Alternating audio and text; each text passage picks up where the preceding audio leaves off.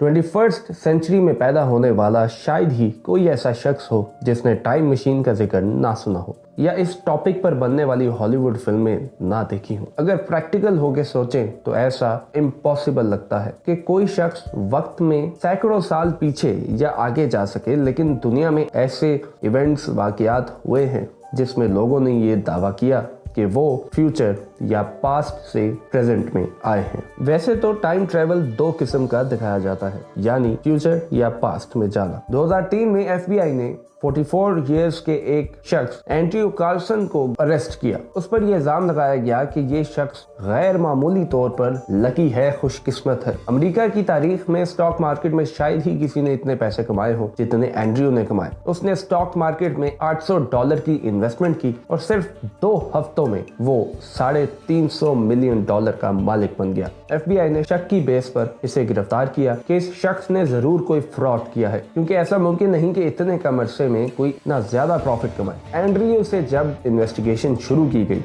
तो उसने बताया कि मैं टाइम ट्रैवलर हूँ और 2256 यानी इस वक्त प्रेजेंट से 250 इयर्स आगे साल बाद के फ्यूचर से यहाँ आया हूँ। मुझे मालूम था कि कौन सा स्टॉक कब ऊपर जाएगा और मैंने सोच समझ कर अपने पैसों की इन्वेस्टमेंट की, जिसकी वजह से इतना ज्यादा प्रॉफिट कमाया। ये बात FBI के लिए एक मजाक की बात थी और हैरान कर देने वाली बात भी थी। FBI ने एंड्रयू को झूठा साबित करने के लिए मजीद इन्वेस्टिगेशन की तो मालूम हुआ कि 2002 से पहले किसी भी गवर्नमेंट डॉक्यूमेंट में एंड्रयू का कोई वजूद ही नहीं है और ना ही उसके मुतालिक कोई इंफॉर्मेशन है। इस सिचुएशन ने अथॉरिटीज को हैरत में मुब्तला कर दिया। अभी FBI वाले इसी कश्मकश में थे कि क्या करें कि ये शख्स कहां से आ गया कि ऐसा वाकया पेश आया जिसने सबके होश उड़ा दिया। 3 अप्रैल 2003 को एंड्रयू कार्लसन को अपनी जमानत के लिए अदालत में पेश होना था, लेकिन उससे कबल ही एंड्रयू कहीं गायब हो गया और ना किसी को मालूम होता है कि आखिर वो कहां चला गया। इस स्टोरी को पढ़कर यकीनन आपके ज़हन में यही सवाल उभरा होगा कि क्या वाकई एंड्रयू टाइम ट्रैवल करके आया था? क्या टाइम ट्रैवल हकीकत में भी है या सिर्फ फिल्मों की हद तक पॉसिबल है? तो दोस्तों, इस हैरान कर देने वाली कहानी और फैक्ट के बारे में आपका क्या ख्याल है? हमें कमेंट सेक्शन में जरूर बताइएगा।